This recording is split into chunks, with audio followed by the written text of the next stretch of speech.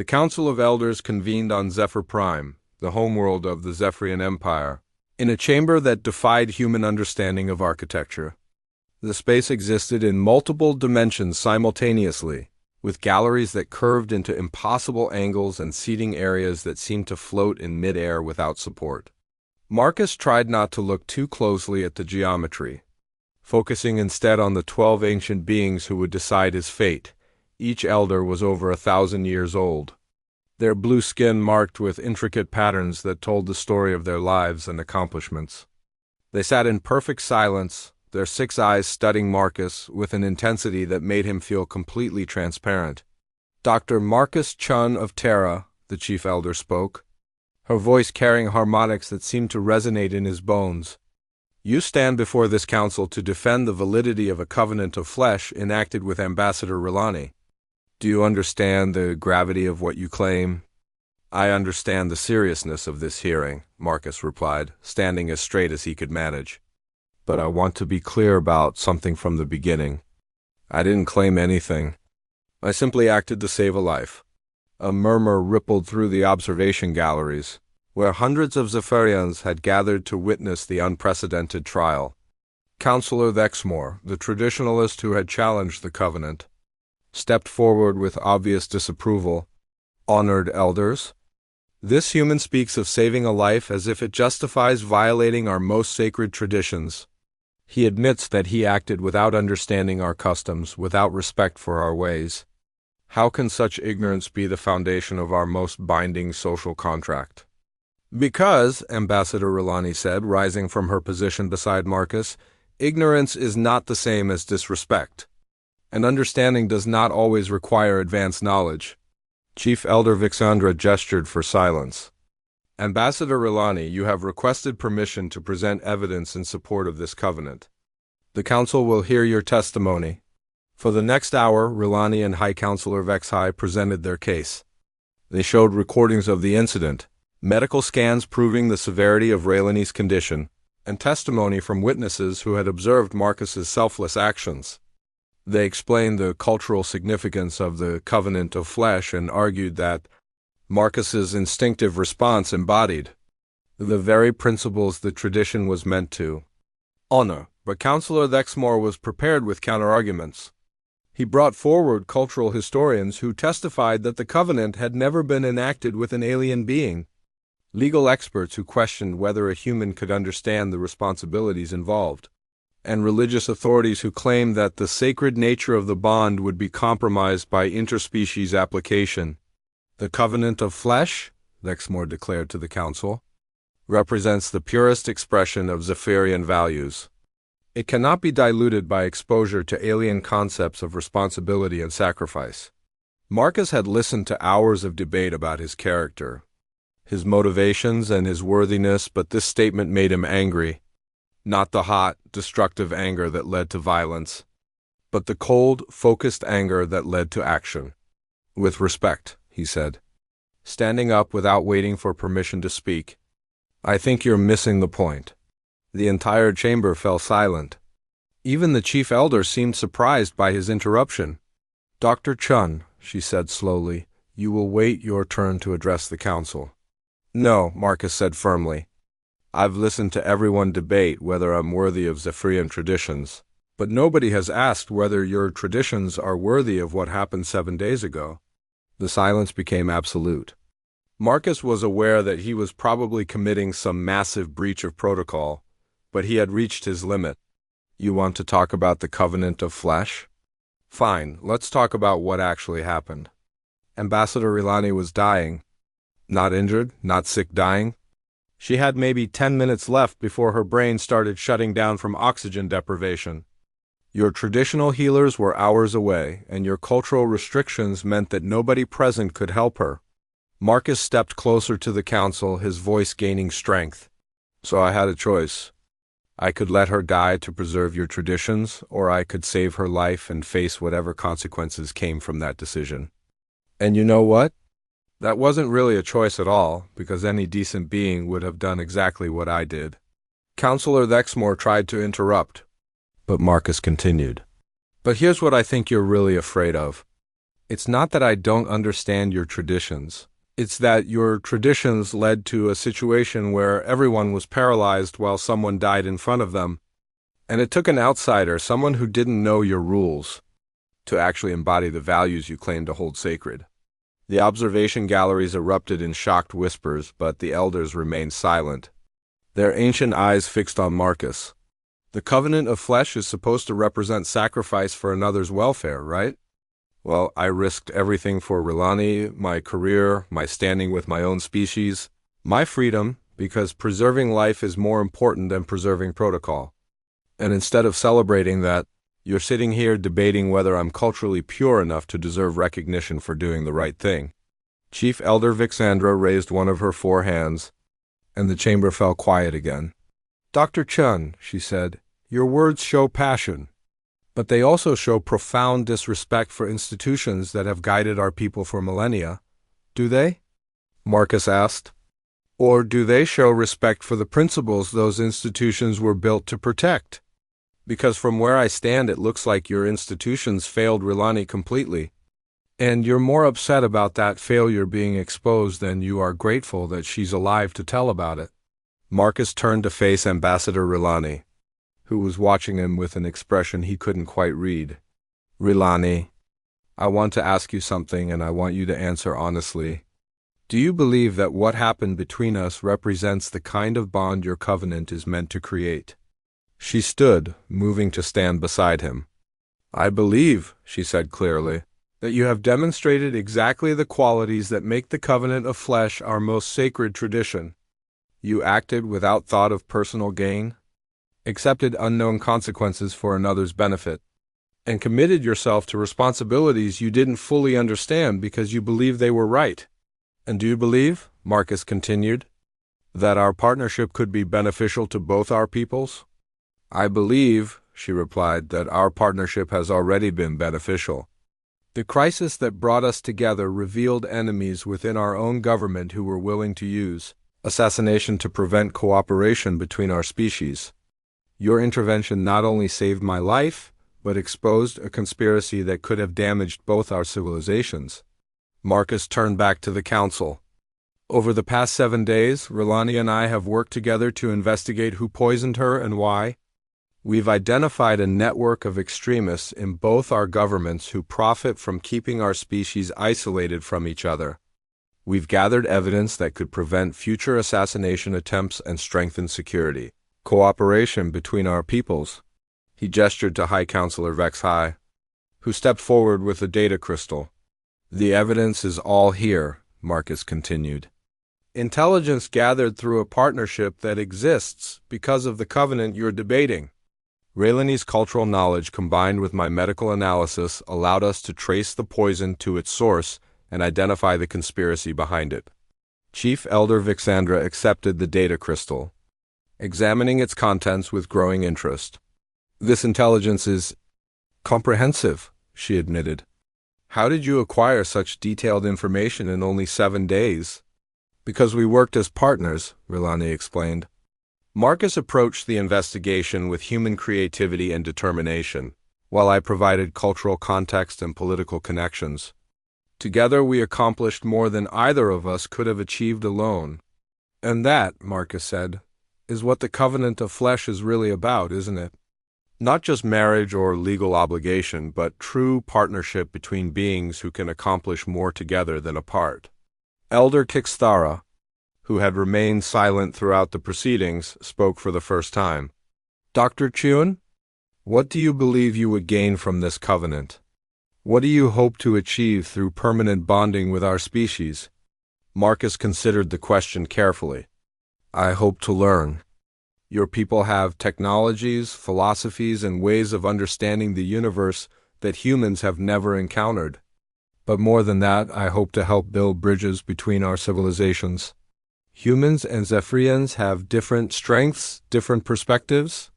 Imagine what we could accomplish if we truly worked together. And what would you sacrifice for this partnership? Whatever is necessary, Marcus replied without hesitation. My independence, my comfortable life aboard a human ship, my certainty about how the universe works. Partnership requires change, and I'm willing to change if it means building something better. The council deliberated for what felt like hours. Marcus and Relani sat in silence, watching the 12 ancient beings communicate through subtle gestures and harmonized tones that carried meanings beyond words. Finally, Chief Elder Vixandra stood. Dr. Marcus Chun, Ambassador Relani, approached the council. They walked forward together, and Marcus noticed that Relani's 4 hands were T. The interior of the Zephyrian ship was unlike anything Marcus had ever experienced. The walls seemed to pulse with soft, living light, and the air hummed with an energy that made his skin tingle. Ambassador Relani led him through corridors that curved in impossible ways, following what appeared to be the natural growth patterns of some enormous organism rather than traditional engineering principles. "Your ship is alive," Marcus observed, running his hand along a wall that felt warm and slightly yielding under his touch. "Old Zephyrian vessels are grown." "Not built," Relani explained, her 4 arms moving gracefully as she gestured. "They are partnerships between our technology and the great space-dwelling creatures we call the Void Singers. This ship, Harmony of Depths, has been my companion for over 20 standard years."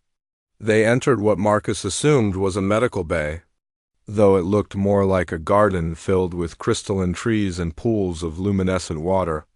Several Zephyrian healers were waiting, their 6 eyes studying him with undisguised curiosity. "Dr. Chun," the lead healer said in perfect Terran standard, "I am Healer Mixtara. We must examine you to ensure the void sickness has not transferred to your system." Marcus submitted to the examination, though the Zephyrian medical techniques were startlingly different from anything he knew. Instead of scanners and instruments, they used living sensors that felt like warm butterflies landing on his skin, and they sang in harmonious frequencies that seemed to resonate with his cellular structure. "You're clean," Mixtara announced after several minutes. The pathogen did not transfer. "However, there is something else we have discovered." "What?" Marcus asked. Though he wasn't sure he wanted to know, Healer Mixtara exchanged glances with Ambassador Relani before responding. "The void sickness that affected our ambassador was not natural. It was deliberately introduced to her system during our journey here." The implications hit Marcus immediately. Someone poisoned her? But why? "There are factions within the Zephyrian Empire who oppose these trade negotiations," Relani explained, settling onto a living chair that molded itself to support her body. "They believe that closer ties with humanity will contaminate our traditional ways. Apparently, they were willing to sacrifice my life to prevent these talks from succeeding." Marcus felt a chill run down his spine. "So when I saved you, you not only preserved my life, but you also ensured that the negotiations could continue," she finished. "Which makes your actions even more significant in the eyes of my people, and more dangerous to our enemies." High Counselor Vexhai entered the medical bay, his expression grave. He carried a large, ornately decorated crystal tablet that pulsed with internal light. "I have consulted the ancient records," he announced. "The situation is complex." "How complex?" Marcus asked, though he was beginning to suspect he didn't want to know. "The Covenant of Flesh has not been invoked in over 300 years, Vexhai explained. "According to our laws, Dr. Chun, you are now considered Relani's betrothed under the most sacred and binding traditions of our people. This bond cannot be broken except by mutual consent before the Council of Elders or by death." Ambassador Relani stood up, her expression serious but not unkind. "Marcus, may I call you Marcus? You should understand what this means for both of us. In Zephyrian culture, the one who enacts the covenant becomes responsible not just for their partner's welfare, but for their honor, their family obligations, and their political standing." "And what does that mean in practical terms?" Marcus asked. "It means," Vexhai said, "that you now have a voice in our trade negotiations. As Relani's betrothed, you speak for her in any matter where she cannot speak for herself.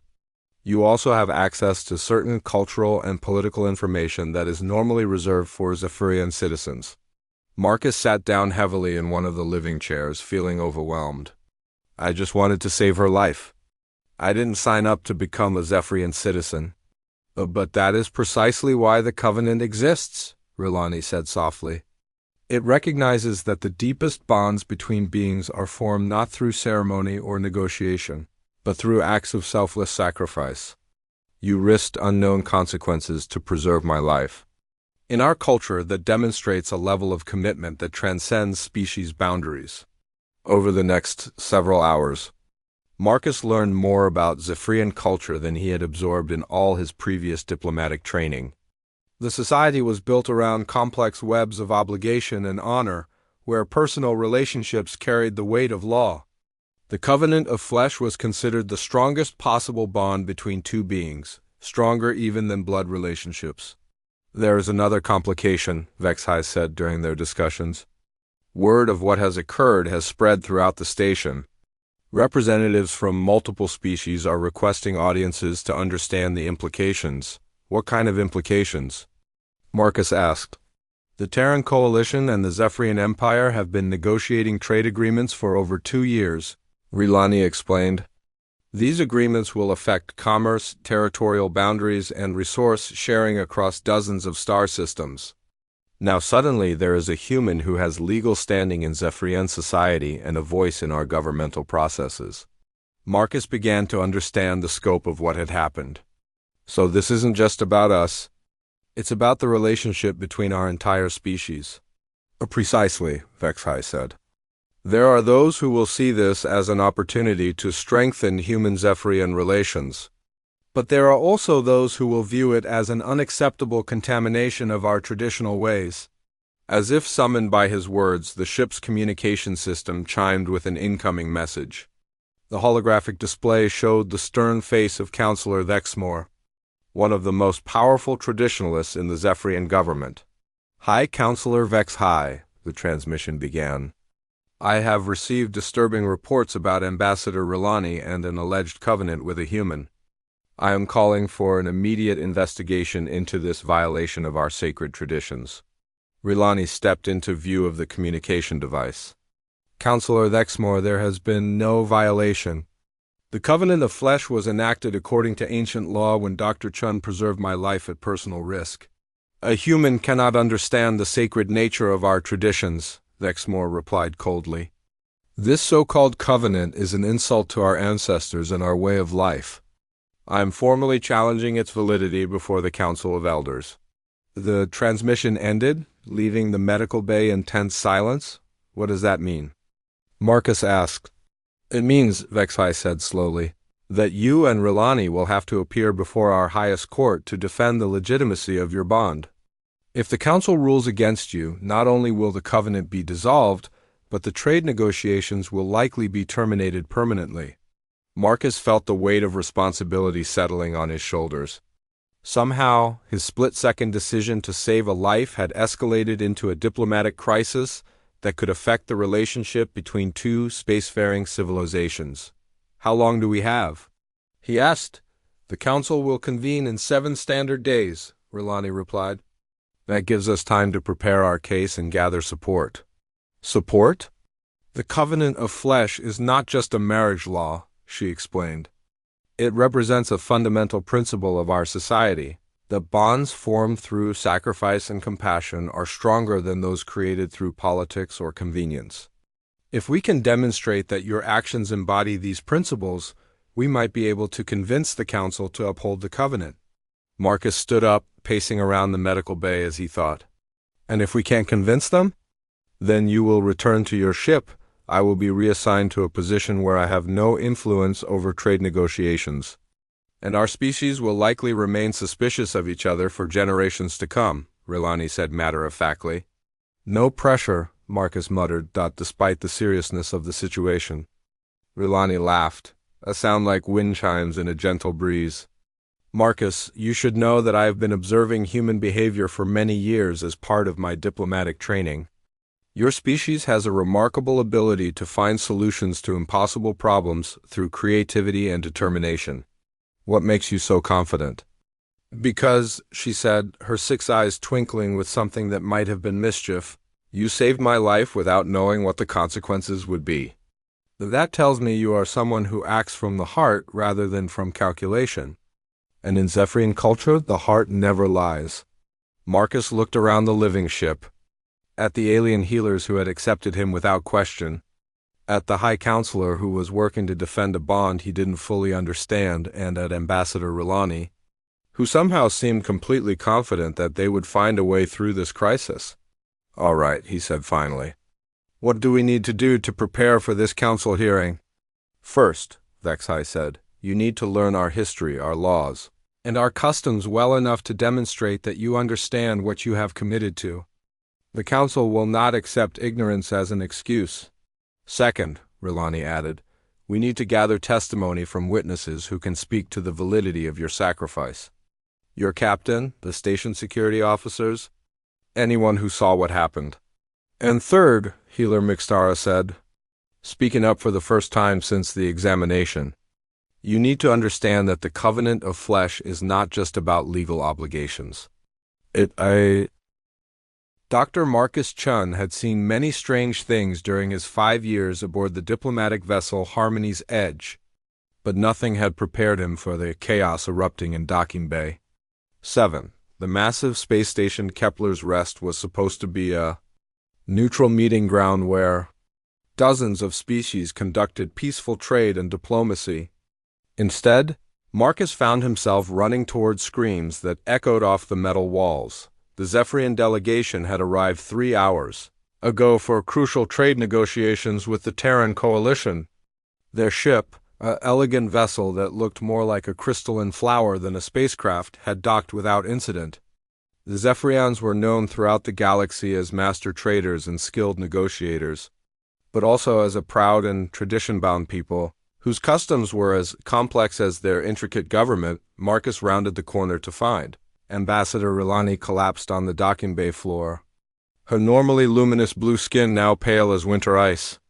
The other Zephyrians stood in a perfect circle around her, their forearms moving in synchronized patterns while they sang in their melodic language. But their song was wrong. Instead of the usual harmonious tones, their voices cracked with panic. "What happened?" Marcus dropped to his knees beside the fallen ambassador, his medical training taking over. He pulled out his scanner, the device immediately registering her vital signs. "Do not touch her." The voice belonged to High Counselor Vexhai, a senior member of the Zephyrian delegation. His silver robes rippled as he stepped forward, blocking Marcus from the ambassador. "She has been touched by the void sickness. Only our healers may." "Your healers aren't here," Marcus interrupted, checking his scanner readings. Ambassador Raylani's internal temperature was dropping fast, and her breathing was becoming shallow. "She's going into shock. Without immediate treatment, she'd die in the next 10 minutes. The Zephyrians continued their circular dance, but their movements became more frantic. In their culture, touching someone during a medical crisis was forbidden unless specific rituals were observed. Marcus knew this, but he also knew that their traditional healing methods took hours to complete, time the ambassador didn't have. "I can save her," Marcus said, looking directly at Vexhai. "But I need to work now." "You cannot," Vexhai replied, though his voice wavered. "The ancient laws forbid contact with an unbound female in such circumstances. To remove her coverings without proper ceremony would bind you to her in the eyes of our people." Marcus glanced at the scanner again. Ambassador Raylani's heart rate was becoming erratic. Whatever this void sickness was, it was attacking her nervous system and causing her body to shut down. Through his medical scanner, he could see a foreign pathogen spreading through her bloodstream, something she must have picked up during their journey. "Then explain the laws later," Marcus said, pulling medical supplies from his emergency kit. "Right now she needs help." "You do not understand?" another Zephyrian called out, this one wearing the deep purple robes of a cultural advisor. "If you proceed, you will be bound to her by marriage law. The covenant of flesh cannot be undone." Marcus paused for just a moment. He had heard of this ancient Zephyrian tradition during his cultural briefings, but the details were unclear. Something about medical care and ceremonial obligations? The Zephyrians were known for their complex relationship between medicine, spirituality, and social bonds. Ambassador Raylani's breathing hitched.